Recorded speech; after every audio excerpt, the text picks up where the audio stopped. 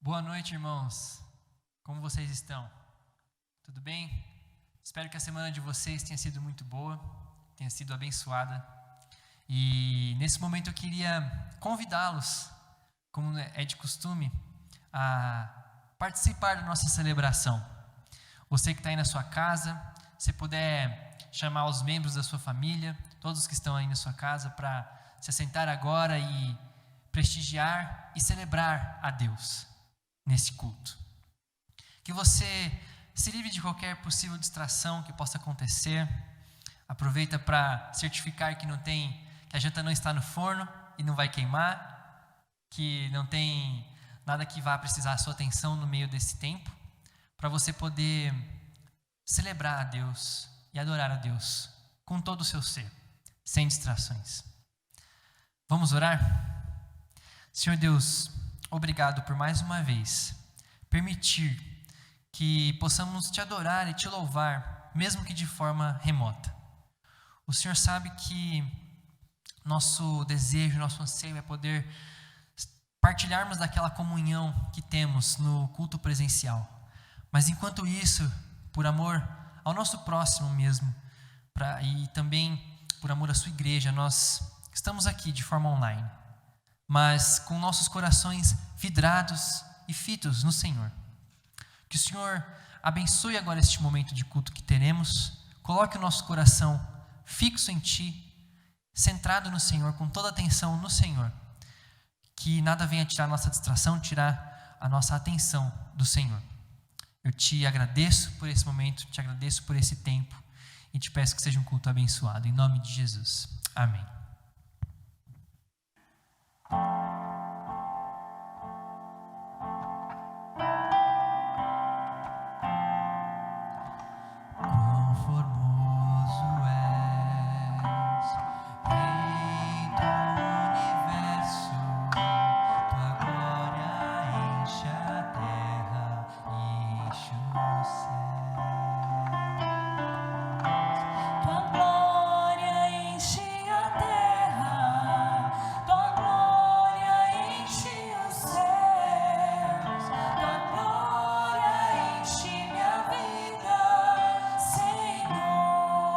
Maravilhoso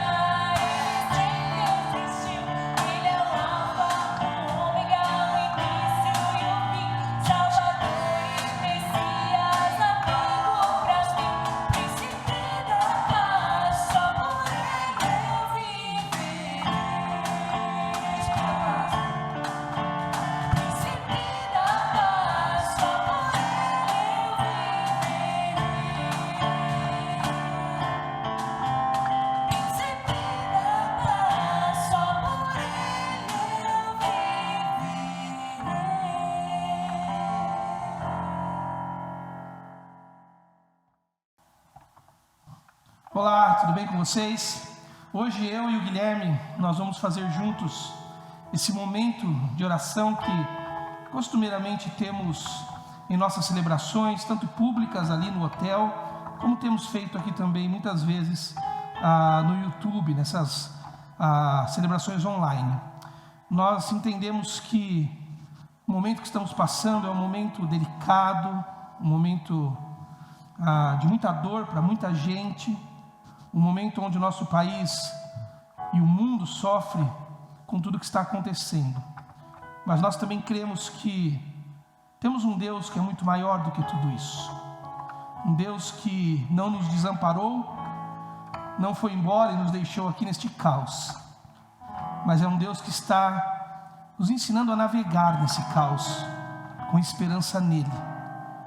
E nós, na Revive, somos convictos de que a oração é uma ferramenta dada pelo Deus eterno ao seu povo. Não para mudar a história, mudar o mundo, nem para mudar os desígnios de Deus. Afinal, quem pode contra o braço forte do Senhor? Mas a oração, ela é uma ferramenta espiritual, uma disciplina que muda os nossos corações, que muda as nossas intenções, que alinha as nossas vidas com a agenda de Deus. Por isso queremos orar por nós, queremos orar por vocês, queremos orar pelo nosso país, pelo mundo, queremos rogar ao Deus das nossas vidas, que Ele nos ensine a querer como Ele quer, a sentir como Ele sente, a pensar como Ele pensa. Queremos orar para sermos mais parecidos com o Filho dele, Jesus Cristo. É isso que vamos fazer hoje, né, Gui? Isso. O importante é você estar preparado e você estar disposto a desejar esse Deus, a desejar a vontade dele, a desejar que Ele entre e trabalhe as suas emoções, acalme o seu coração, realinhe sua vontade com a vontade dele. O culto, essa busca que nós fazemos nesse momento, nessa hora e meia aqui, tem esse propósito de nos realinharmos com Deus e permitir que Ele trabalhe no nosso coração. E é o que nós vamos fazer agora. Eu vou orar, depois o Guilherme vai orar por vocês também.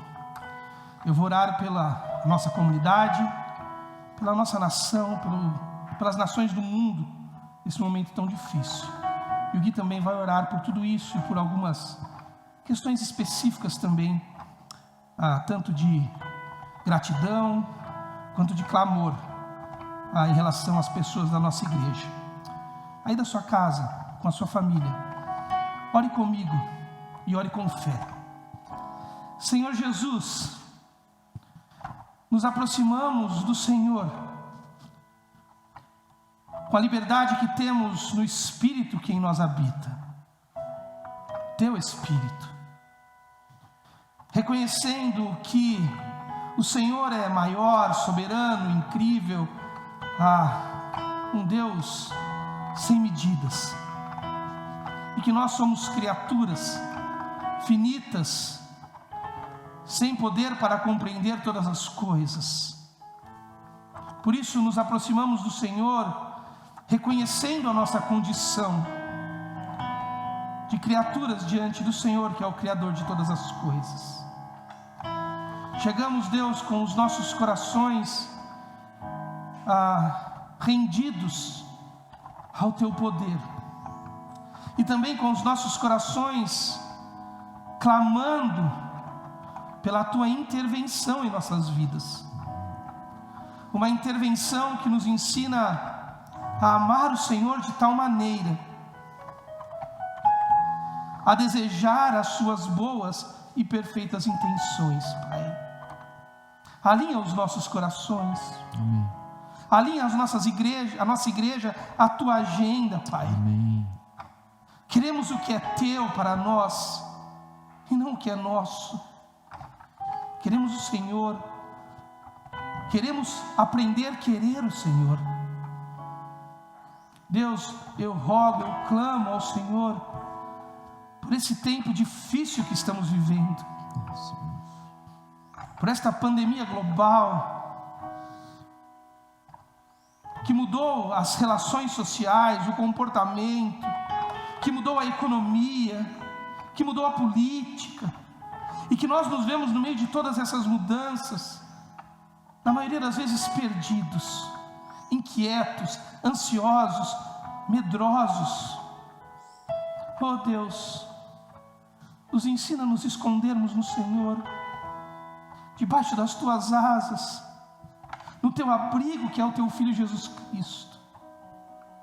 Nos ensina a confiar quando tudo parece fora do controle. Nos ensina a crer quando a esperança parece se esvaziar dentro de nós.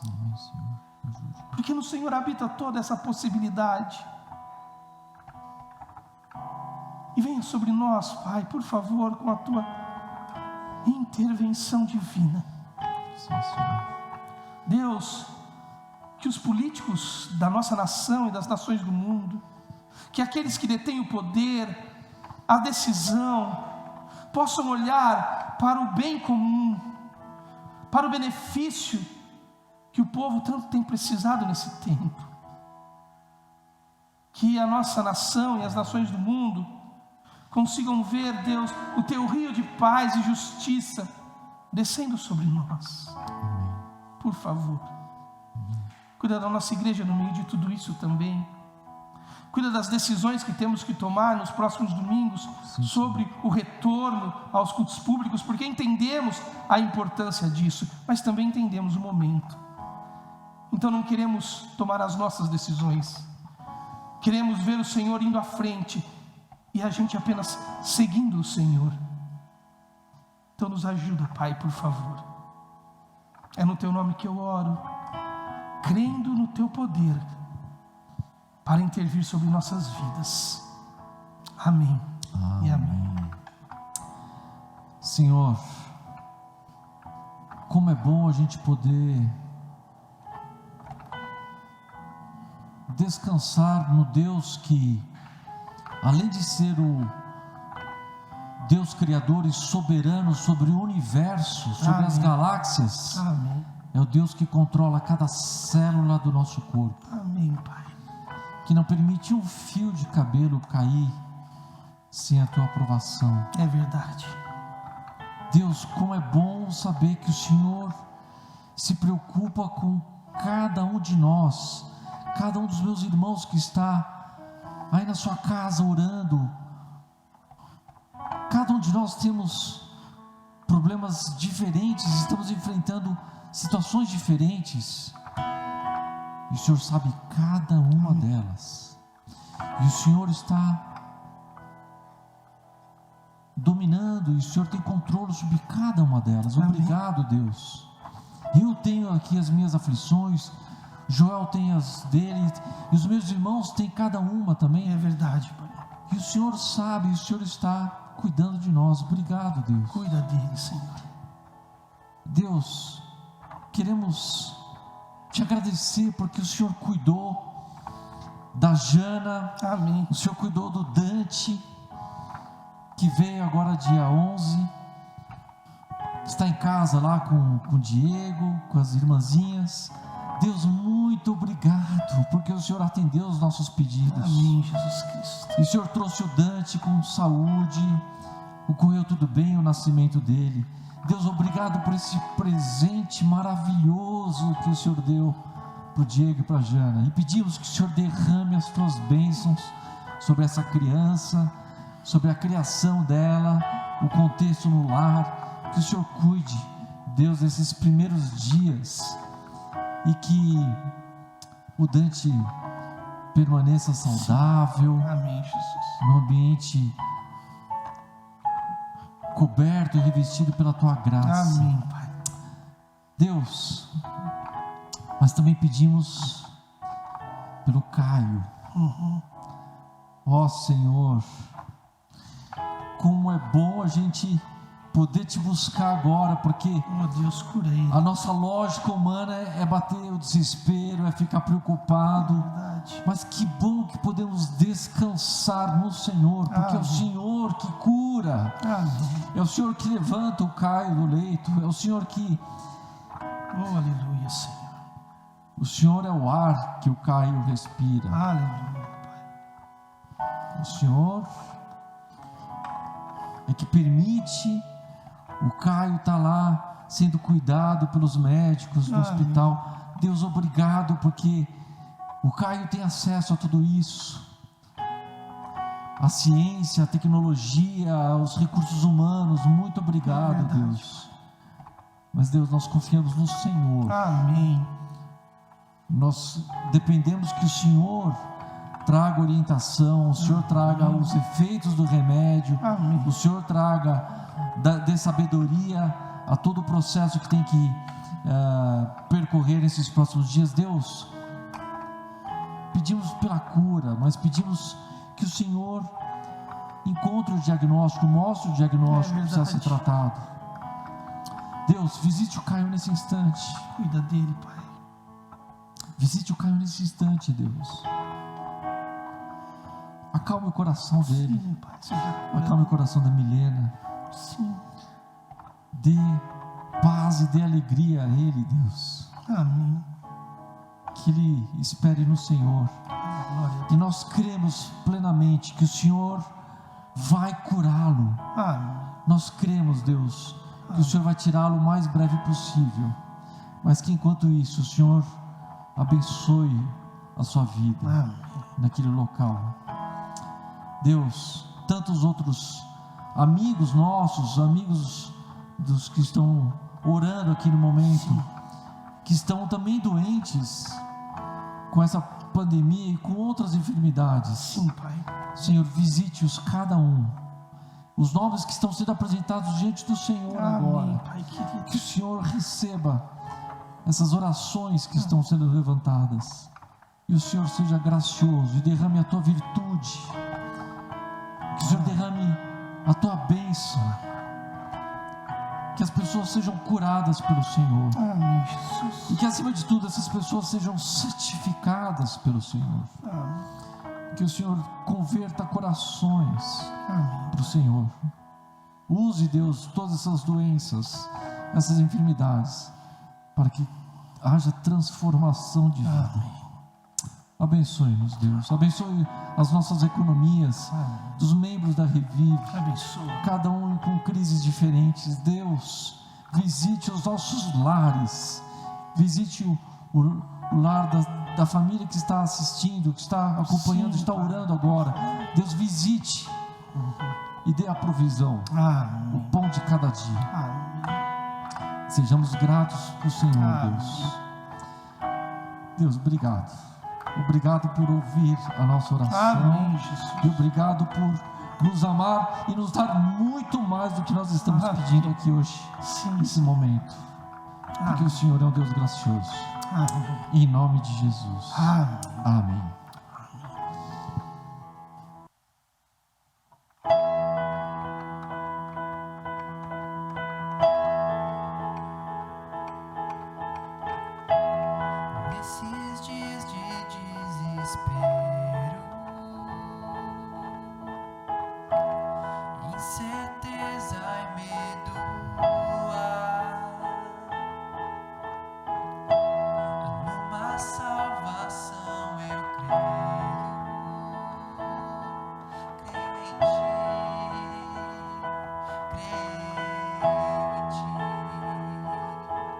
Acredito em Jesus Cristo, acredito em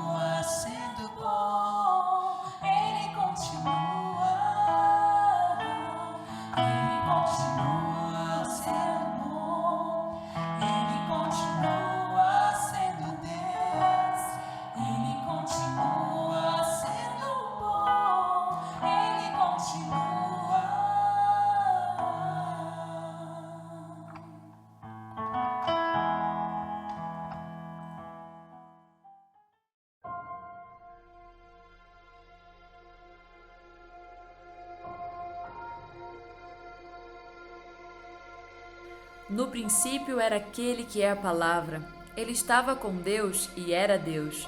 Ele estava com Deus no princípio. Aquele que é a palavra tornou-se carne e viveu entre nós. Vimos a sua glória, glória como do unigênito vindo do Pai, cheio de graça e verdade. Essa é a história contada e cantada pelo Evangelho, a história de um inigualável encontro, do encontro de Deus com o homem, do céu com a terra, da eternidade com o tempo, das divinas riquezas da salvação com a pobreza humana e seus pecados. A história de um Deus que invadiu o tempo em uma saga de amor para se encontrar com uma humanidade perdida e desesperada. Um Deus que não julgou ser Deus como algo que devia apegar-se, antes se fez homem e veio ao mundo. Um Deus que agora está entre nós, entre nossos medos, entre nossas fraquezas, entre nossas tristezas, entre nosso cansaço. Um Deus que habitou entre nós para nos encontrar e descansar as nossas almas. Encontros que descansam. Olá, seja bem-vindo ao canal da Revive. E a minha oração é que eu possa ser usado por Deus na sua vida hoje. Hoje nós vamos descansar os nossos corações em um encontro de Jesus com um homem paralítico, que está descrito no livro de João, no capítulo de número 5, dos versículos 1 a 15. João 5, do versículo 1 ao versículo 15. E eu estou chamando este homem, este paralítico, do religioso convicto. O religioso convicto. Eu quero começar contando uma história para você da mitologia grega.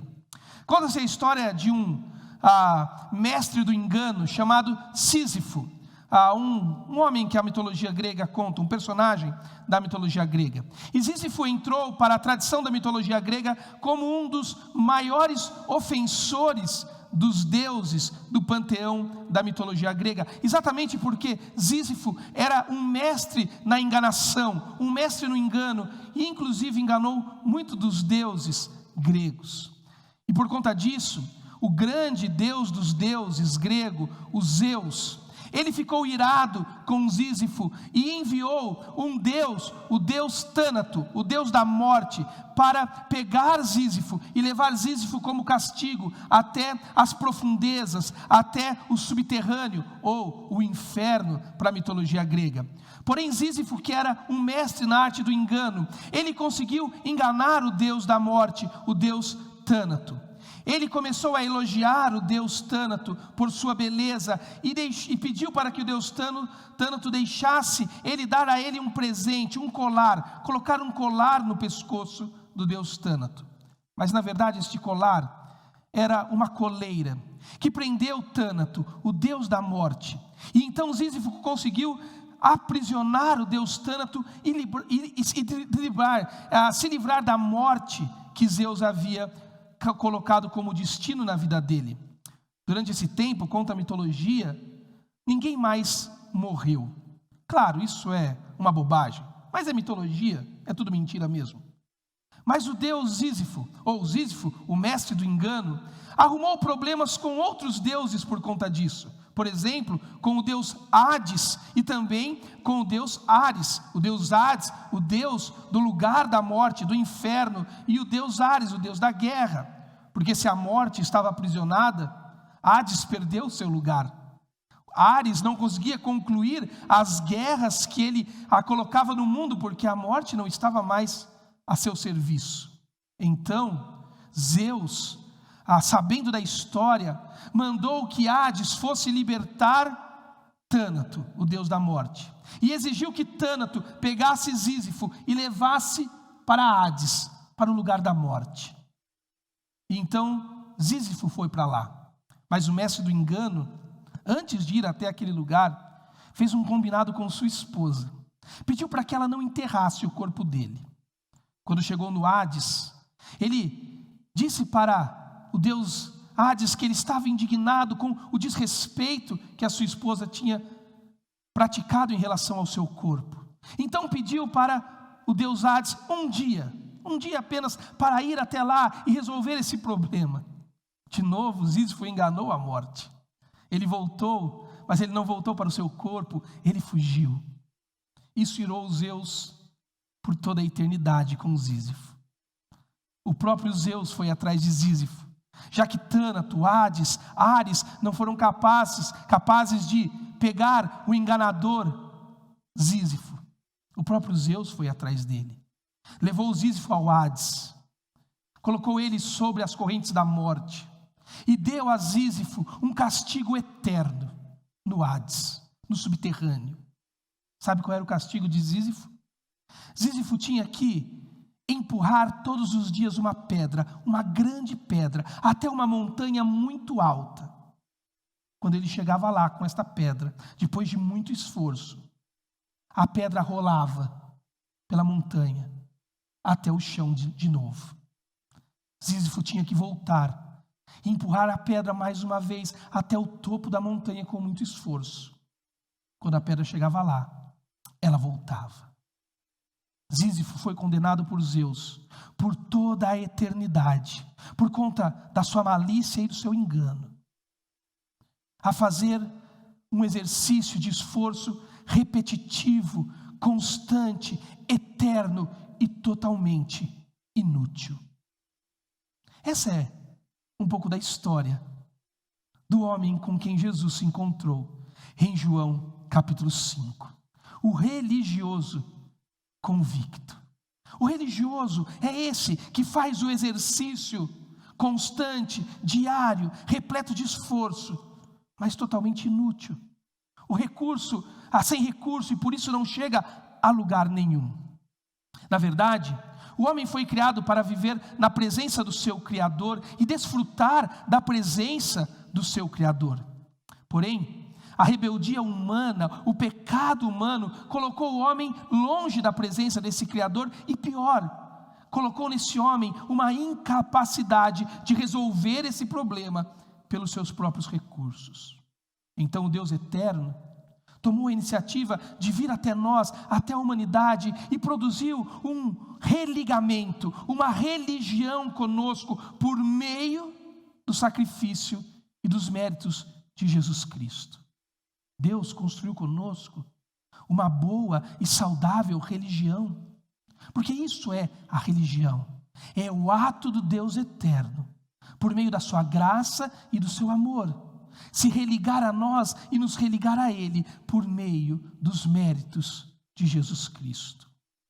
Mas nós, a humanidade com sua imagem deturpada, com suas intenções corrompidas e com seu coração enganoso, distorceu esta boa e saudável religião de Deus construída nos recursos e nos méritos de Jesus Cristo. O homem pegou esta religião e construiu um movimento de religiosidade.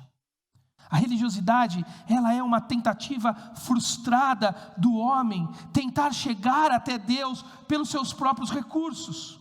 O homem desejou ser o protagonista, pois ele não aceitava, eu e você não aceitamos, essa desconfortável ideia de que em nós não habita condições de resolver o nosso próprio problema. Que nós temos que nos render e confiar em alguém que está fora de nós. Então o homem se tornou um ser profundamente religioso. Passou a praticar uma tentativa frustrada de se religar a Deus pelos recursos humanos. Distorceu a boa e saudável religião construída por Deus por meio dos méritos do Filho Jesus Cristo. Essa é a história do paralítico contado em João capítulo 5. O paralítico que vivia em um lugar chamado Betesda. Um religioso convicto que cria que seus esforços podiam trazer para ele o que ele necessitava. Por isso, nós vamos ver hoje o paralítico de João capítulo 5, empurrando pedras diariamente, sem nunca parar e nunca alcançar o que está buscando. Veja comigo o texto de João capítulo 5. Algum tempo depois, Jesus subiu a Jerusalém para uma festa dos judeus. Há em Jerusalém, perto da porta das ovelhas, um tanque, que em aramaico é chamado Betesda, tendo 5 entradas em volta. Ali costumava ficar grande número de pessoas doentes, inválidas, cegos, mancos, paralíticos. Eles esperavam um movimento nas águas.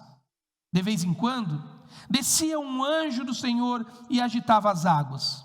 O primeiro que entrasse no tanque, depois de agitadas as águas, era curado de qualquer doença que tivesse.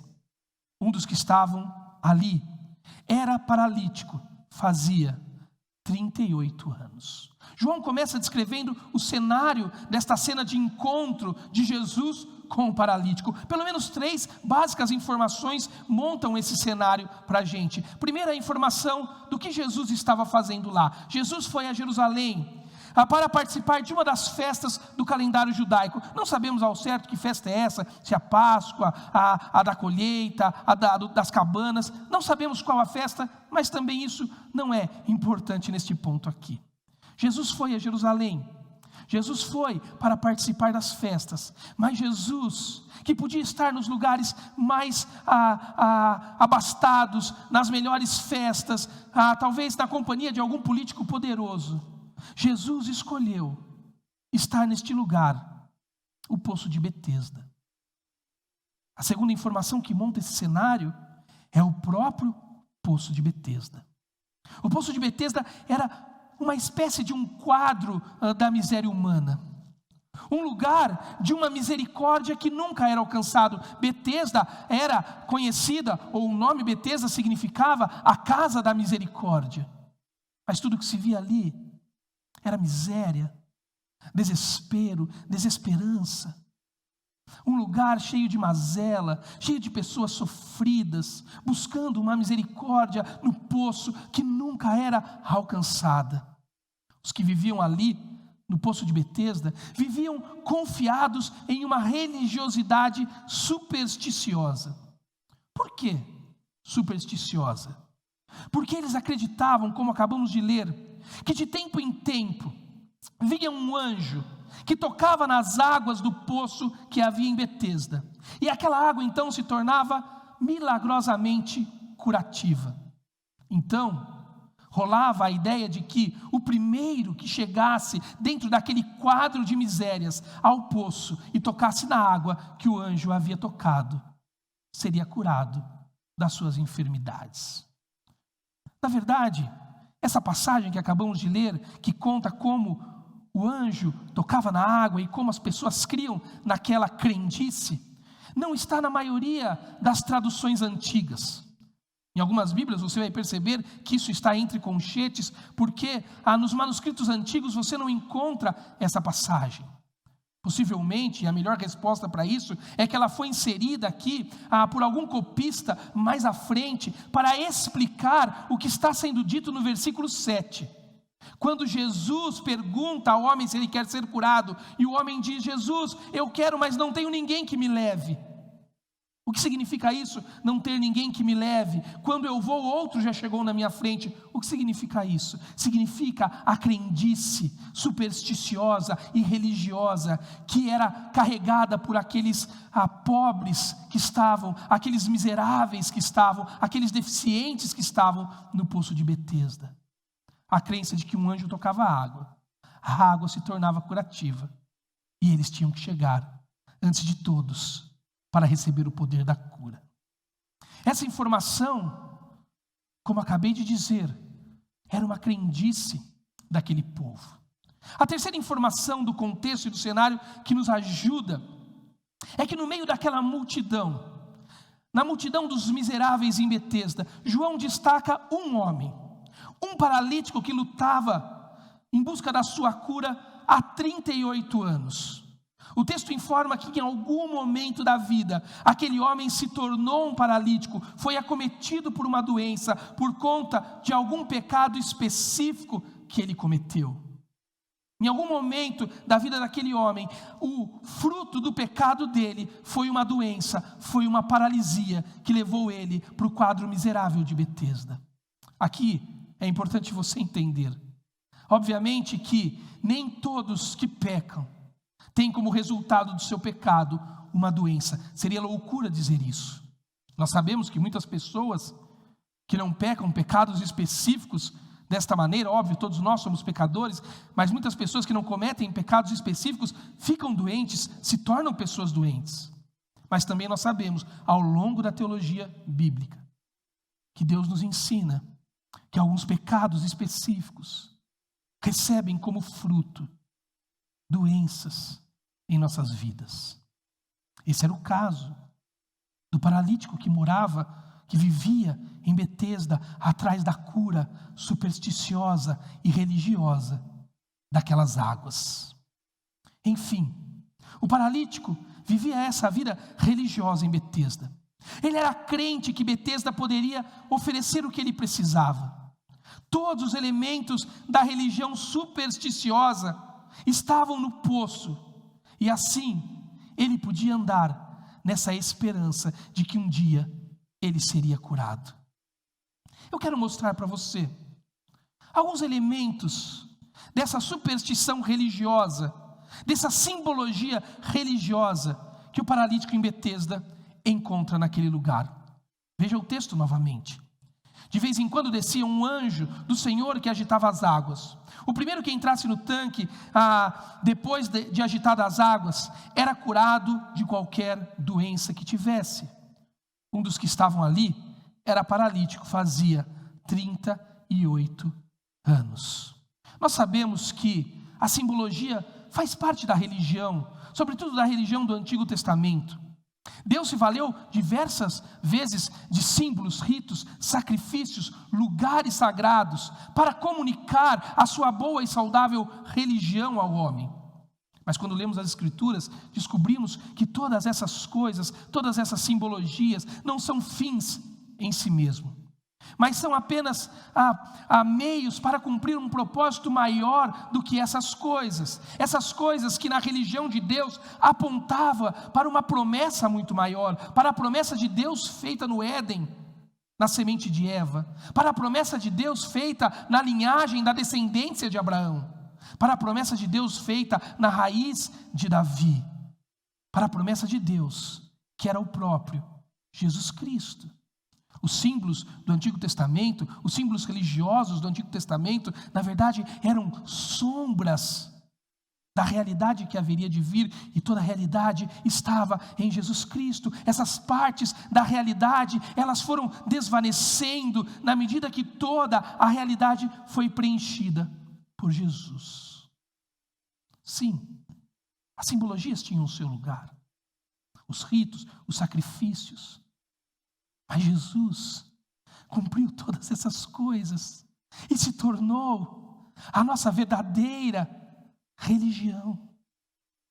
Mas olhe, o convicto religioso de Betesda parece não ter entendido isso. Olha as coisas que ele busca em Betesda. Olha os elementos da religião supersticiosa que o convicto religioso está à procura. O primeiro elemento desta religiosidade convicta é que Betesda se oferecia para o paralítico como um lugar sagrado, um ambiente separado onde as coisas aconteciam a favor dele. O poço da misericórdia prometia ser o local aonde todos que recorressem a ele encontrariam a cura desejada, o lugar sagrado, o lugar do encontro, o lugar aonde nós vamos e tudo acontece. Isso não está apenas em Betesda, isso é extremamente atual. Outro elemento da religião supersticiosa em Betesda era o ritual. O ritual é uma espécie de um processo pré-definido que necessita ser cumprido para que a relação com o sagrado se estabeleça. Perceba, você não recebia a cura em Betesda de qualquer maneira. Havia um processo ritualístico a ser cumprido. O anjo tinha que vir, a água tinha que ser tocada, a água tinha que ser transformada em curativa, e você tinha que ir até a água, e você tinha que tocar na água. Havia um rito processual a ser cumprido, para que a relação com o sagrado fosse estabelecida. é muito moderno também, muito próprio a nós. Isso às vezes parece com alguns ritos de domingo que praticamos, coisas que repetimos religiosamente e de uma religião extremamente convicta, mas que não são capazes, pelo próprio rito, de produzir uma relação com o sagrado. Outro elemento da religião supersticiosa que o paralítico procurava em Betesda era o merecimento, o elemento do merecimento. Uma cultura meritocrática que exige recursos humanos em busca de uma aceitação do divino. Perceba a crendice supersticiosa de Betesda. O anjo vinha, tocava a água ganhava poder curativo, mas não eram todos que tocassem na água que receberiam a cura. Apenas quem chegasse primeiro, o melhor, o campeão da corrida até as águas de Betesda. O segundo colocado na corrida até o poço nem subia no pódio, porque Betesda era o lugar que só vencia quem tinha méritos próprios para oferecer, típico da religião, aonde só aqueles que conseguem merecer podem pertencer. Nós somos assim. Temos nossos lugares sagrados, nossos ritos de produção de relacionamento, os nossos recursos meritocráticos que prometem para a gente esperança e salvação. Temos interesses constantes, desejos gigantescos que nos empurra por uma profunda e convicta religiosidade. Fazemos das expressões boas da religião uma espécie de barganha. A oração, o culto, a leitura bíblica, se não tomamos cuidado, se tornam superstições para nós, de um religioso convicto. A oração se torna uma espécie de mantra evangélico, de pé de coelho gospel, de mandinga protestante. E isso não produz relações de uma boa e saudável religião. Isso não passa de uma religiosidade. Mas os elementos de uma vida religiosa, elas não precisam ser a nossa única opção, pois existem outros elementos de uma vida verdadeira e de uma realidade profunda que estão à nossa disposição, e a narrativa de João em Betesda traz isso para nós. Os elementos de uma vida evangélica que se contrapõem, preenchendo os vazios dos elementos da vida religiosa. Perceba, os elementos da vida evangélica que se contrapõem aos elementos da vida religiosa que vemos em Betesda. Quando o viu deitado, diz o texto. Quem o viu deitado? Quando Jesus viu o paralítico deitado. Ele soube que o paralítico vivia naquele estado ali durante muito tempo. Nós sabemos, 38 anos, o texto nos informa. Então Jesus fez uma pergunta ao homem: você quer ser curado? Paralítico. Perceba a cena. Jesus sai da festa e vai direto ao homem que sofria na prisão da sua religiosidade. Jesus se apresenta então diante dele como a encarnação da cura diante do homem sofredor. Ele pergunta: você quer ser salvo? Você quer ser curado dessa desgraça que você vive? Jesus então é a oferta de esperança essencialmente oposta àquela feita pelo poço da desesperança que era Betesda. Vejam os elementos da vida evangélica que Jesus oferece e que se contrapõe à vida religiosa que o paralítico estava buscando. Lembra? Na religiosidade convicta do paralítico de Betesda, ele estava atrás de um lugar sagrado, aonde tudo acontecia. Betesda, o poço. Agora, ao invés de um lugar, Jesus oferece uma pessoa. Jesus agora é a fonte da esperança que o poço não pode oferecer. Não é mais aquele lugar o assunto da narrativa, mas aquela pessoa, o próprio Cristo, é o assunto da narrativa de João. Lembra? O paralítico, o religioso convicto, estava atrás de um ritual praticado no lugar sagrado, que produzisse a ele um relacionamento com o sagrado. Nos elementos da vida evangélica, Jesus, ao invés de um rito, oferece um relacionamento para o paralítico. Um relacionamento onde a cura não exigia mais um processo ritualístico de passos e momentos específicos para que a relação se estabelecesse. Jesus agora era aquele que convidava o religioso convicto para uma relação constante e sem barreiras com ele. Lembrem, o religioso convicto estava em Betesda, no lugar sagrado, cumprindo o rito sagrado, por meio dos seus méritos, por meio da tentativa de chegar até o poço antes de todos, para ganhar a graça que Betesda prometia. Agora, ao invés de uma meritocracia, a vida evangélica oferece uma doação graciosa. Jesus é a oferta generosa do Deus Trino para aquele homem.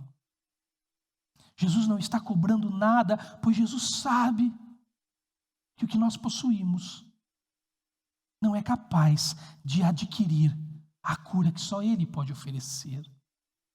Jesus apenas oferece, Ele apenas oferta de forma generosa e gratuita. Você quer ser curado, homem? Você quer a cura? A cura que você busca no lugar sagrado, no rito sagrado, no mérito humano. Você quer a cura? Olhe para mim, o seu lugar de encontro. Olhe para mim, o seu rito, o seu relacionamento. Olhe para mim, o mérito que te faltava. Eu vim a Betesda ser para você, homem, o que esta religião não pode ser. A pergunta que o texto precisa fazer agora é como o religioso convicto, diante da oferta da cura generosa e gratuita, reage. E a minha proposta é que este homem reage com uma cegueira de um religioso convicto. Olha o texto. Disse o paralítico: Senhor, não tenho ninguém que me ajude a entrar no tanque quando a água é agitada. Enquanto estou tentando entrar, outro chega antes de mim. Lembre-se, ele era um paralítico. Senhor, não tenho ninguém que me ajude a entrar no tanque quando a água é agitada. Enquanto estou tentando entrar, outro chega antes de mim. Ele reconhece a miséria da humanidade para o próprio Cristo. Ele está dizendo: Jesus, aqui não é um lugar de solidariedade, aqui não é um lugar de irmandade, aqui não é um lugar de altruísmo, aqui é um lugar de disputa. Aqui, Jesus, todos sofrem e todos confiam na religião de Betesda e todos lutam para serem merecedores dela. Não há ninguém que me ajude. Por isso, Betesda é o quadro da miséria humana, a representação do quadro da desgraça do pecado humano. Aqueles homens que acreditaram que por meio da religiosidade, do lugar sagrado, do rito sagrado e do mérito humano, podiam alcançar redenção, aceitação, cura, salvação. Este homem reclama.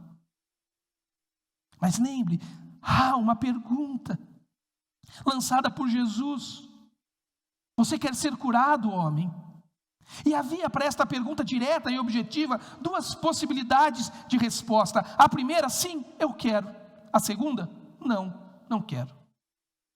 E há uma óbvia, a primeira, sim, eu quero. Afinal, era isso que ele buscava naquele poço há 38 anos. Mas veja, a realidade, a religiosidade é uma cegueira destrutiva. Perceba, a riqueza celestial se meteu no quadro da pobreza humana. A cura encarnada está diante do paralítico doente. A esperança da mudança total e definitiva está em frente à desesperança de um dia conseguir algo em Betesda. A oferta gratuita está em franca oposição ao cansaço de nunca ter recursos suficientes para pagar o que Betesda promete. Mas o paralítico, ele ainda opera na matriz da religiosidade. Veja o que a cegueira é capaz de fazer. O paralítico permitiu que a sua religiosidade convicta riscasse uma linha divisória no chão de Betesda, que separava os que podiam dos que não podiam, dos que tinham e dos que não tinham, dos que conseguiam e daqueles que não conseguiam. Ele podia dizer: Jesus, eu quero. Eu entendi. O Senhor é o lugar. O Senhor é a relação. O Senhor é o meu mérito. Mas aquele homem tinha operado tanto tempo na religiosidade convicta dele, que a resposta dele para Jesus é: Jesus, Betesda não é muito convidativa. Betesda não é muito graciosa. Betesda é o lugar dos fortes e dos primeiros. E como o Senhor pode olhar para mim, eu não me encaixo nessas categorias. Então Jesus é para aquele homem, mas ele não percebe. Aquele que riscou no chão do solo de Betesda uma outra linha, que diz o seguinte: ei, homem, eu posso, você não pode. Eu tenho, você não tem.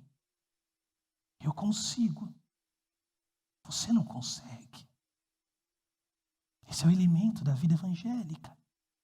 O elemento da vida religiosa colocou você num esforço para carregar pedras até uma montanha que nunca fica lá.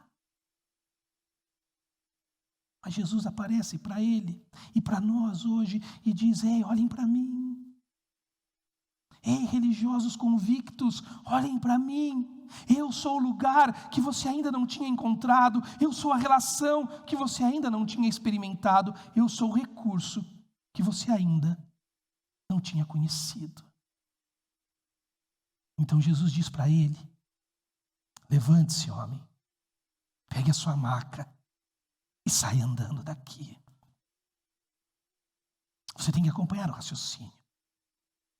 Um paralítico num poço que promete misericórdia, mas por meio da religiosidade humana. O lugar, o rito, o mérito. O Deus encarnado vai ao poço, ao quadro da miséria humana. E ele diz: você não precisa disso. Eu sou a pessoa que toma o lugar da sua vida.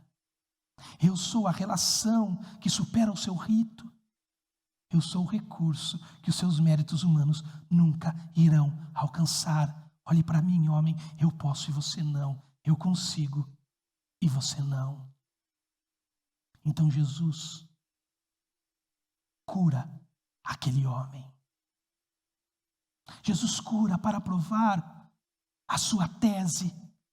Jesus cura para provar que ele era maior que Betesda, que ele era o que podia oferecer o que Betesda prometia e nunca entregava. Jesus cura. Eu quero te convidar nesses últimos minutos a levar você a continuar notando o nível destrutivo da cegueira religiosa que causou no paralítico e também causa em nós. Perceba isso. Jesus não denuncia nenhuma demonstração de fé naquele homem curado. Diferente de outras cenas de milagres no Evangelho, contidas nas páginas das Escrituras, Jesus não diz, como em outras cenas: vá, a sua fé te curou, vá, a sua fé te salvou. A impressão é que Deus, o Deus encarnado, opera sem nenhuma expressão de fé no recipiente do milagre, o paralítico. Porque Deus pode fazer isso. Deus pode curar aonde não há fé. Perceba que o paralítico continua crente que Betesda é o lugar da cura, e ele não consegue porque ele não tem recursos. Ele não diz simplesmente: ei, Jesus, cure-me. Ele diz: Jesus, Betesda não é muito convidativa para homens como eu. Então Jesus, sem nenhuma fé daquele homem, coloca o poder do Deus eterno nele e endireita o corpo dele. Imediatamente, o homem ficou curado, pegou a maca e começou a andar. Isso aconteceu em um sábado. Perceba, não existiu uma palavra de gratidão do paralítico, nenhum reconhecimento da fonte do poder que o havia curado. Na verdade, no texto, a impressão é que o benefício da cura parecia ser todo o horizonte do religioso convicto. Ele sai imediatamente. Essa é uma marca da miséria humana em Betesda e no nosso mundo ainda. Nós queremos os benefícios de Deus, mas não reconhecemos o Deus dos benefícios. Essa é uma fraqueza do paralítico, é uma fraqueza minha, é uma fraqueza sua, é uma fraqueza da miséria em Betesda. Jesus se torna um meio para alcançarmos um fim. O destino é o nosso interesse e não o Cristo Redentor. Talvez hoje você seja esse religioso convicto, mas não percebe. Talvez você seja esse que se beneficia e ama os benefícios do Deus, mas ignora o Deus dos benefícios. Tome cuidado. Você pode passar a vida inteira empurrando pedras, terminar cansado e nunca chegar em lugar nenhum. Agora acontece uma mudança radical no cenário do texto. Já não é mais o religioso convicto diante de Jesus. Agora a conversa é mais complicada, porque ela é entre religiosos. Por essa razão, diz o texto, que razão? Jesus ter curado o paralítico no sábado. O sábado, dizia a lei dos judeus, que era um dia que nada podia ser feito. Ele tinha que ser guardado para o descanso. Então, por essa razão, os judeus disseram ao homem que havia sido curado e saiu imediatamente de Betesda: hoje é sábado e não lhe é permitido carregar a maca. Perceba, os elementos da vida evangélica continuam desconfortando os religiosos. O paralítico sai dali curado e ele encontra com alguns fariseus, defensores da lei de Moisés. Esses eram os fariseus. Possivelmente esses homens até eram membros do sinédrio judaico, do maior conselho dos guardiões da lei do povo de Israel. E havia uma probabilidade parece que muito forte no texto, na narrativa de João, que aqueles fariseus, aqueles judeus, aqueles guardiões da lei, conheciam a condição da doença daquele homem. Afinal, ele estava há quase 4 décadas vivendo em Betesda, procurando uma cura. Quem em Jerusalém não iria conhecer a mazela daquele homem, em busca de uma falsa misericórdia que o poço prometia? Mas perceba aqui, interessante a narrativa de João. Quando eles veem o paralítico, que há 38 anos buscava uma cura e que agora estava andando, em momento nenhum, os fariseus perguntam: ei, como isso aconteceu? Ei, homem, como você foi curado depois de quase 4 décadas de paralisia? Conte-nos como se deu esse incrível e maravilhoso milagre. Não, eles não notaram nada disso. Na verdade, eles eram muito cegos para verem esse tipo de coisa. Eles só atentaram para a quebra da lei. Sabem por quê?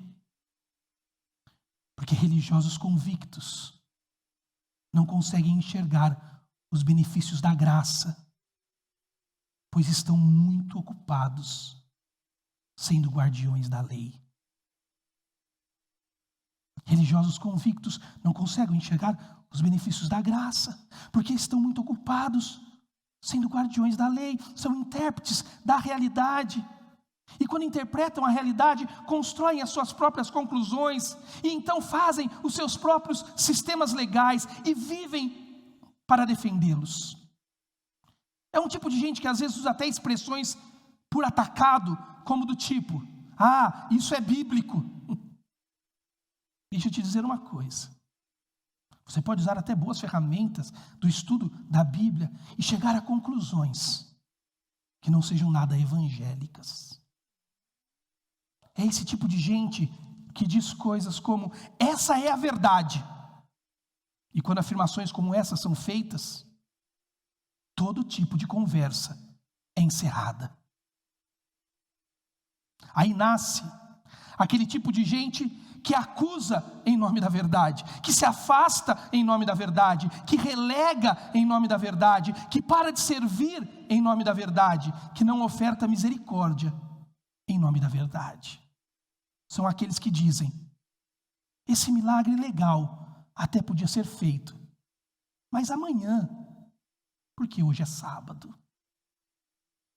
Que tristeza. Como a religiosidade convicta nos cega. Mas o homem respondeu: eu não sei quem me curou. Ele apenas disse: pegue a sua maca e ande. E eles perguntaram: quem é esse homem que lhe manda pegar a maca e andar? Perceba, o homem não sabia quem era.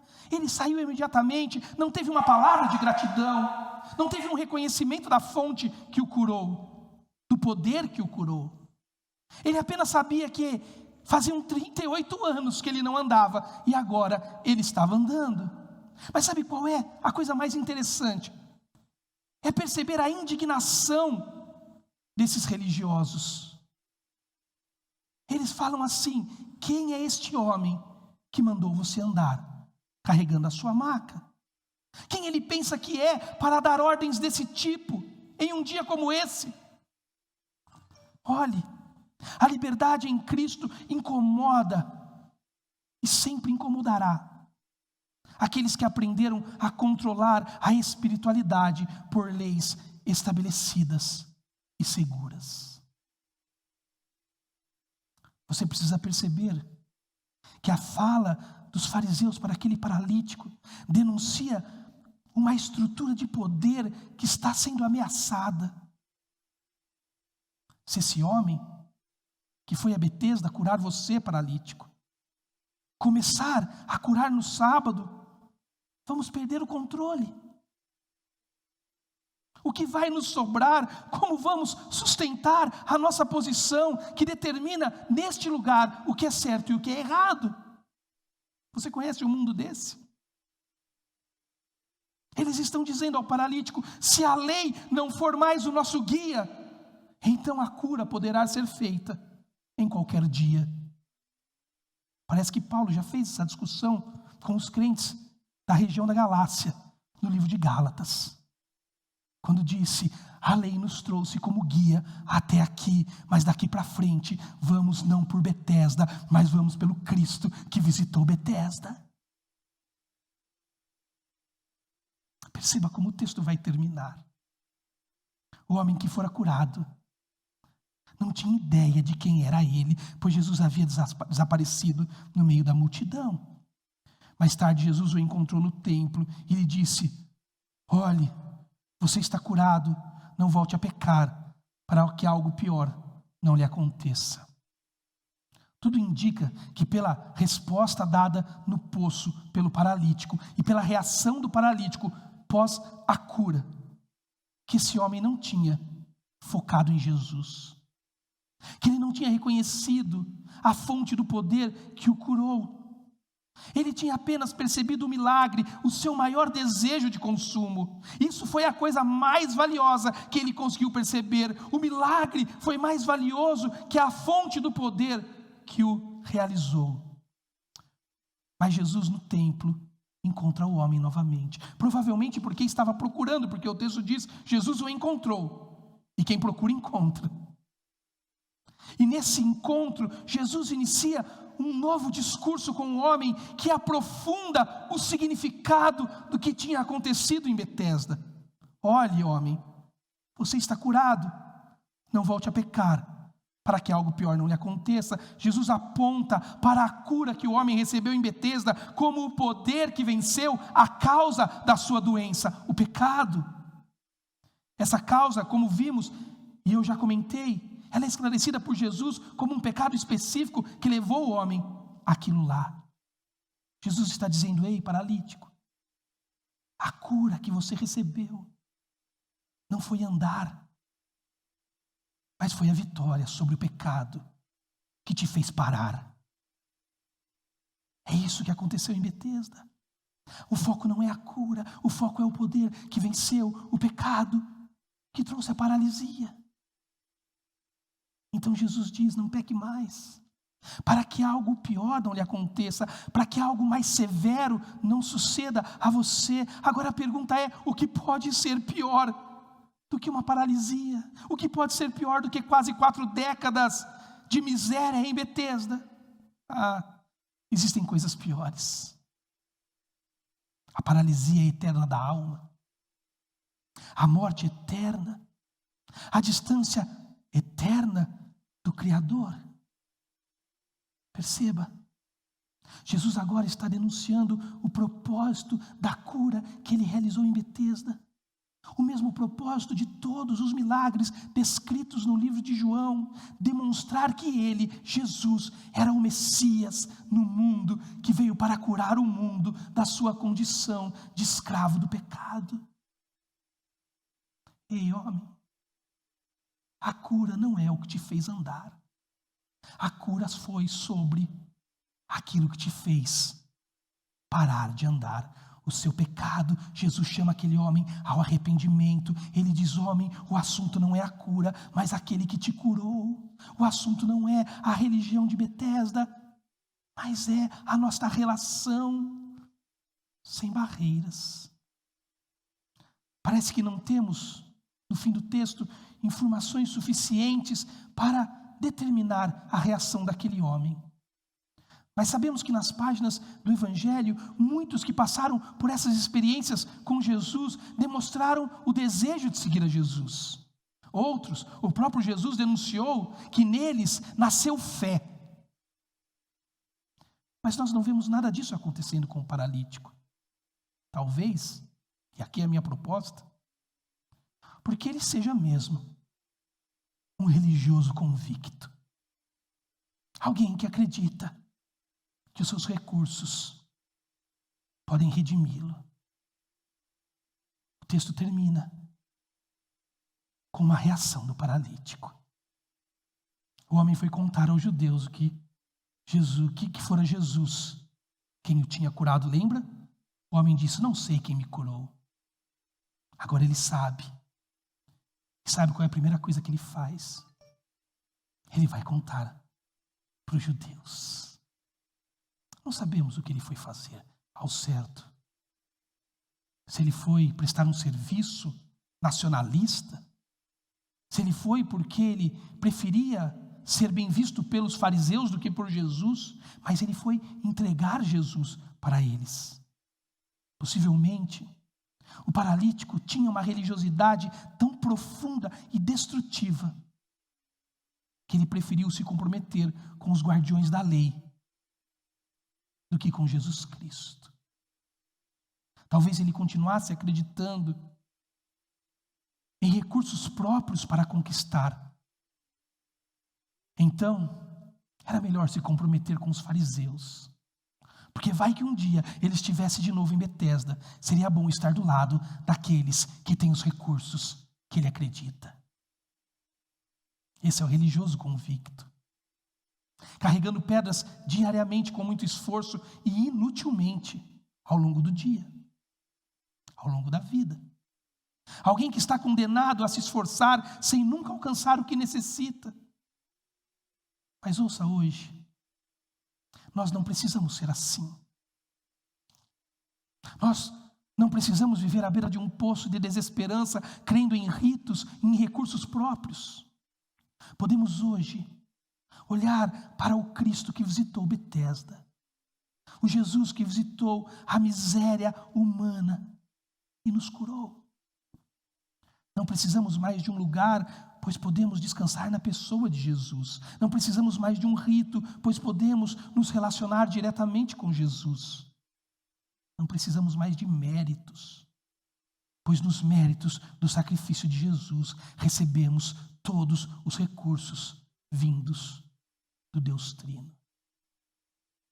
Não precisamos mais sangrar pela nossa religiosidade convicta, porque a boa religião do Deus Trino conta que o Filho já sangrou por nós. Não precisamos mais habitar em poços tentando comprar esperança, porque a fonte de toda esperança já habitou em nós. Não precisamos mais cumprir uma lei religiosa, tentando satisfazer a Deus com nossas ações para encontrarmos redenção, porque Jesus Cristo já cumpriu toda a lei, satisfez a ira do Pai, e hoje podemos descansar no encontro com Ele. Que Deus te abençoe e que você encontre no meio da sua religiosidade convicta hoje esperança de uma vida evangélica que cura pelos méritos de Jesus Cristo. Deus te abençoe.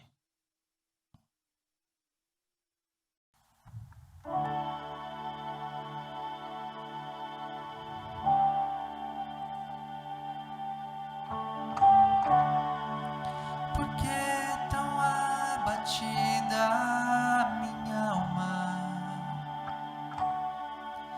Por que te quietas dentro de mim? Te falta descansar, te falta confiar. Tu tens um dono que nunca dorme. Tu tens um dono que não descansa, para que você possa descansar, para que você possa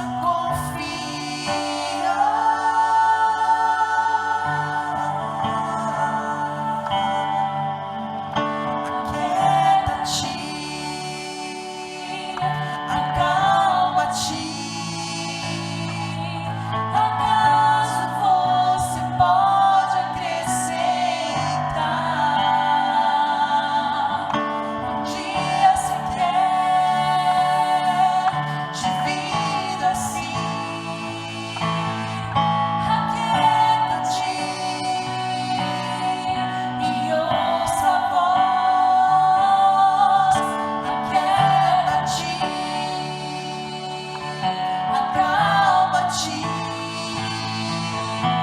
Acaso você pode acrescentar? Um dia se quer vir assim. Aquieta-te e ouça a voz que vem pra te guiar, que vem pra te